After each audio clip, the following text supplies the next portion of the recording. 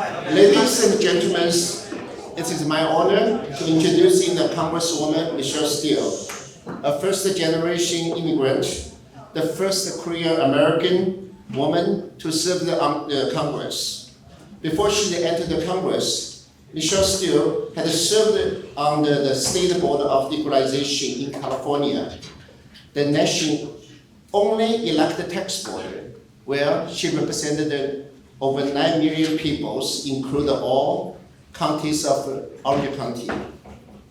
Later, Michelle also served as the supervisor and the chairwoman of the Orange County Supervisor Board. Michelle has served as a member of the House Education and Labor Committees, working together with the fellow Republicans to advance the school choice and allowed the families to choose in the best school for their children based on their individual needs. That's known as the bill of the Parents' Right Bill. Michelle is concerned about raising the cost of higher educations, and she also been a large proponent in the fighting against affirmative action to ensure equalities in access to higher education. Now, let's welcome to Representative Michelle Steele. Good morning, Michelle. So grateful and I'm honored to, joining you all this morning. I just want to apologize. I'm in the car because I have about 50 high school students volunteering on my campaign. So actually, I'm on the way there right now. So I'm in the car, but I totally stopped. So I'm in very safe. Good. As you know, that I think a lot of people never met me before, so I explained that, why I ended up running for, these public offices. I was born in Korea, raised in Japan, so I speak Korean as my first language and Japanese my second. And I came to the United States when I was 19, and I graduated from Pepperdine undergrad, a business administration major, and then USC graduate school for MBA. And my mother was first generation, and she got actually harassed by State Board of Equalization. It's taxes. They collect sales tax directly. And that's the reason that when that seat opened up, I just decided to run. And I'm very, very lucky, and I'm just so grateful that I'm living in a great country of the world. But you know what? This education system, that Asian Americans been always discriminated, because I remember when my daughter's first name is Cheyenne, and she was about to apply to universities. Counselor was asking that, she has anything to do with American Indian, because Cheyenne means beautiful in Indian name. And I said no, and they said it might be helpful. That's the way it started. So I've been working on school choice in 1980s, and it didn't go anywhere. Parents have the right to choose their schools, so it's very, very important. And I know every year we're trying to bring that back on the ballot. But in California, I always tell other state representatives that, you do exactly opposite of what California does. California really discriminates all these Asian Americans, and we start from there. I'm on not just education committee in Congress, I'm on Ways and Means Committee, and I'm on Senate Committee on China and Executive Commission on China, and I'm on AI Task Force too. That's my background here in Congress. So 1996, we had a Proposition 209. Let's get rid of this discrimination, not just public universities, but public government jobs or other areas that you cannot really discriminate by the race. Then after Proposition 209 passed, then that's what universities were doing.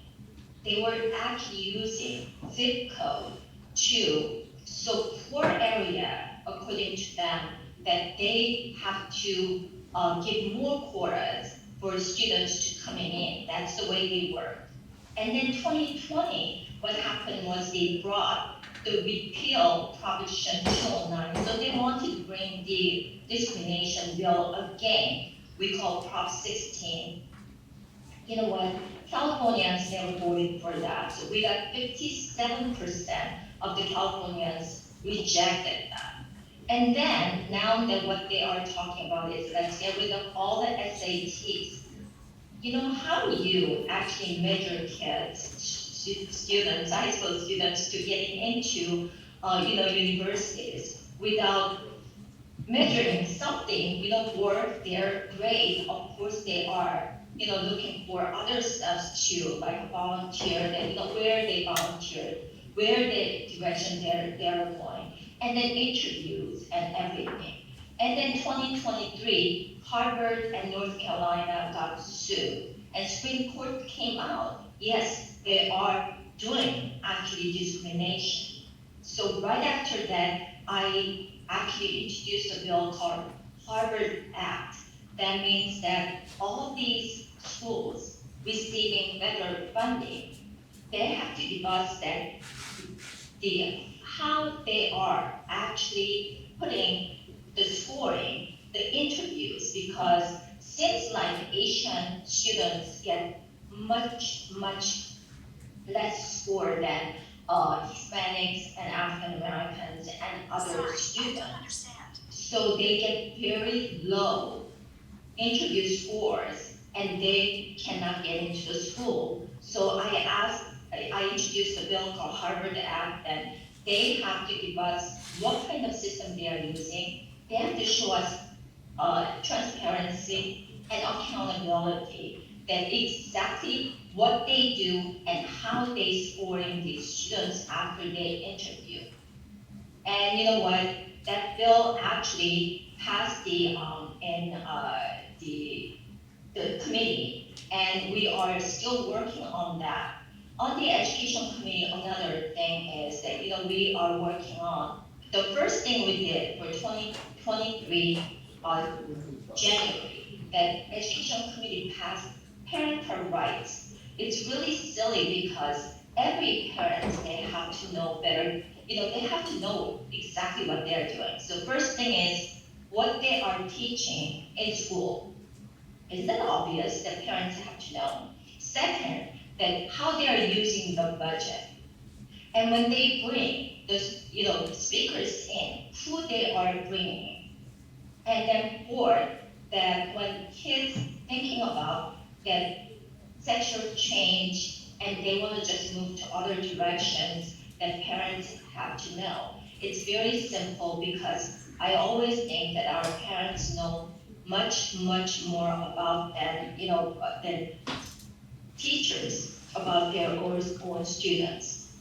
So we are still working on it, but still coming, a lot of different things is still coming and attacking us. So we really have to work together to stop this discrimination, because why we call Ivy League schools or why we call UCLA is better than USC, actually that's not true. But you know what? We always compare these universities, but why?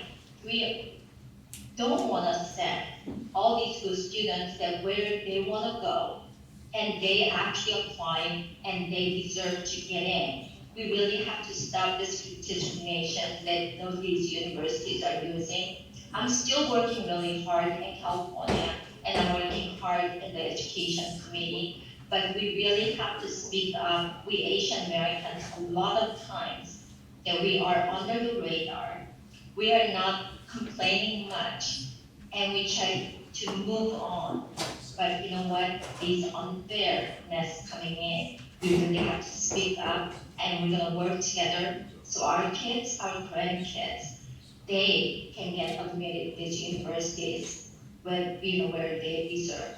So that's my quick overall that what we are doing in California, what's going on, and what we want to fight for. And thank you very much for inviting me.